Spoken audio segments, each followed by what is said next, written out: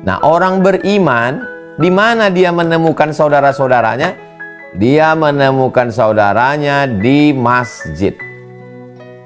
Kalau dia bertemunya di hotel, masuk jam 11, keluarnya jam 5 sore, dia tidak ingat zuhur, dia tidak ikut asar, karena suara azan tidak masuk ke dalam.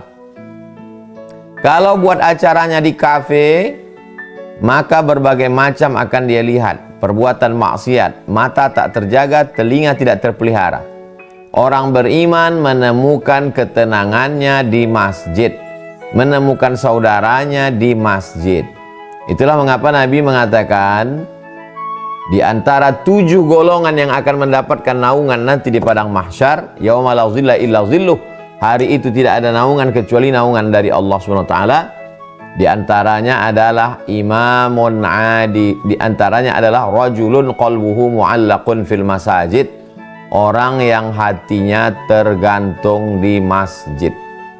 Makna hati tergantung di masjid, badannya tetap berkeliaran di pasar, di toko, di mall, dia tetap masuk kantor, bekerja, beraktivitas, tapi dia tetap ketika ada suara azan berkumandang, belum lagi masuk waktu, dia sudah berwudu, masuk tahiyatul masjid, menunggu intizarus shalah ba'da shalah, menunggu sholat sebelum datang sholat berikutnya.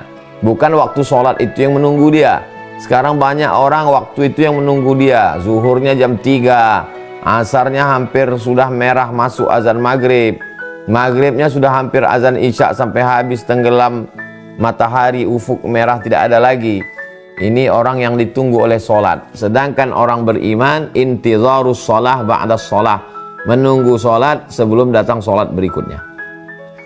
Di mana pertemuan itu dilakukan? Di masjid. Menggantungkan hati di masjid ini perlu proses. Makanya ada kita laksanakan sholat arba'in, 40 kali takbiratul ihram tidak tinggal. Ada satu menyebut arba'in 40 kali sholat, ada yang menyebut arba'in 40 hari, 40 malam. Itu semua adalah proses Allah bisa karena biasa. Anak-anak kecil dibawa ke masjid untuk membiasakan diri. Kita di kecil-kecil dulu, kalau sudah sore jam 6 wilayah Indonesia Barat, Sumatera jam 6.30 azan, jam 6 sudah pergi ke surau, ke langgar, ke musola, ke masjid, karena nanti sholat berjamaah, habis itu ngaji dengan ustadz, dengan guru ngaji sampai isya.